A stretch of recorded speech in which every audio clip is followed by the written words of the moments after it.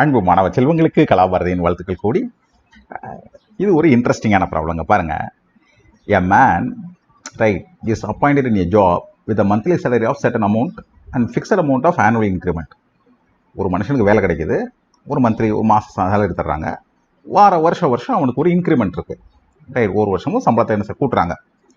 So his salary was 19,800 per month at the end of the first month after 3 years of service. 3 வருஷம் கழிச்சு அவருக்கு 19,800 வந்திருக்கு.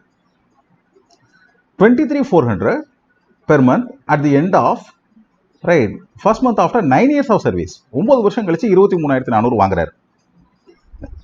So find is starting salary and is annual increment. So அப்போ அவர் முதல்ல என்ன வாங்கியிருந்திருப்பாரு, வருஷம் அவருக்கு எவ்வளோ கூட்டுறாங்க தான் கேள்வி. ஒரு குறிப்பிட்ட மாத ஊதியத்தில் ஒரு பணியில் அமர்த்தப்படுகிறார்.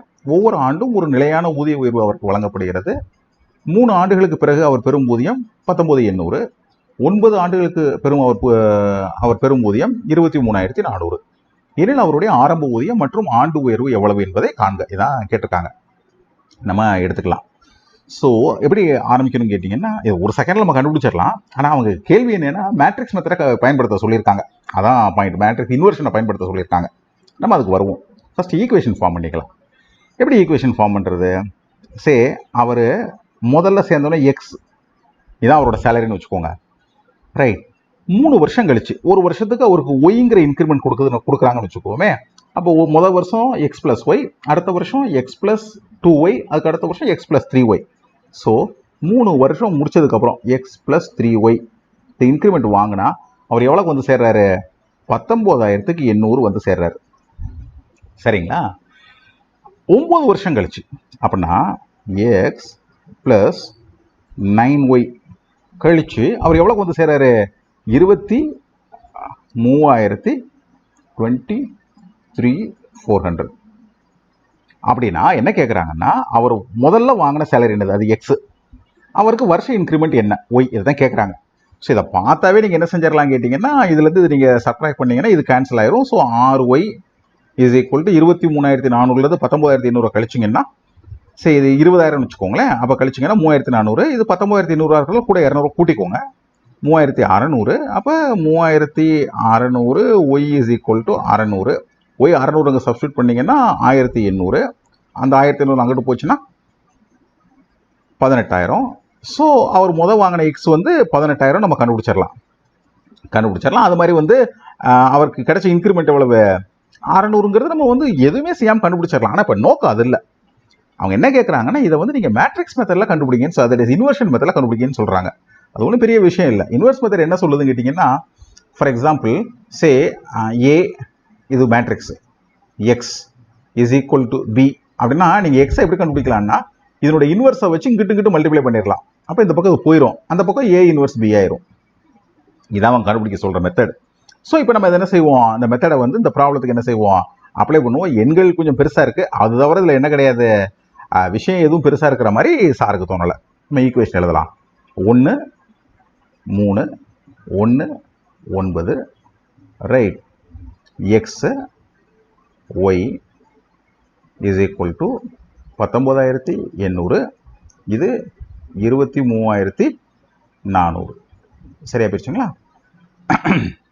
இப்போ எக்ஸ் ஒய் கண்டுபிடிக்கணும். அப்போ இந்த கோஎஃபிஷியன்ட் மேட்ரிக்ஸ் இன்வர்ஸ் கண்டுபிடிக்கணும்.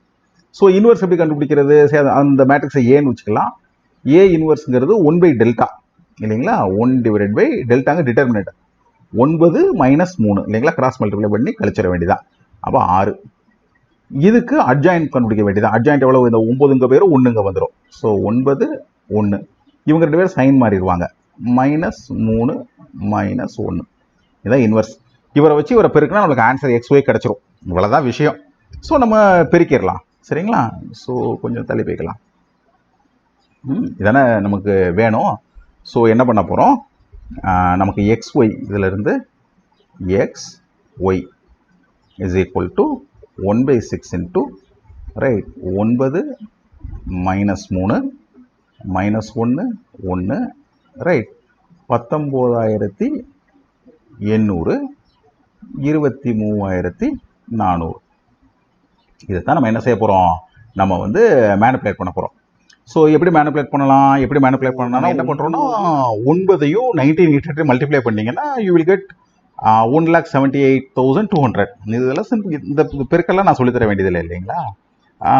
தென் 23,400 3ஆல் மல்டிப்ளை பண்ணிங்கன்னா 70,200.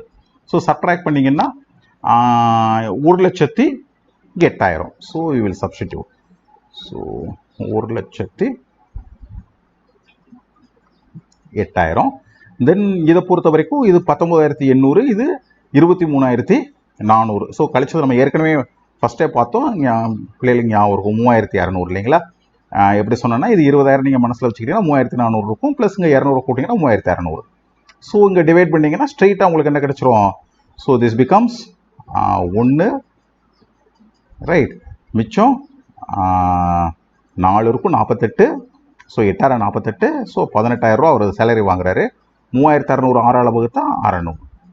இது அவரோட இன்க்ரிமெண்ட். ஸோ இந்த ப்ராப்ளம் என்ன செஞ்சிடலாம், ரொம்ப சிம்பிளாக நம்ம என்ன செஞ்சிடலாம், சால்வ் பண்ணிடலாங்கிறது தான் என்னுடைய கருத்து. ஆன்சர் எடுத்து மறந்துடாமல் என்ன செஞ்சிருங்க, எழுதிருங்க. அதை நான் எழுத வேண்டியதில்லை நினைக்கிறேன், உங்களுக்கே தெரியும். சரியா?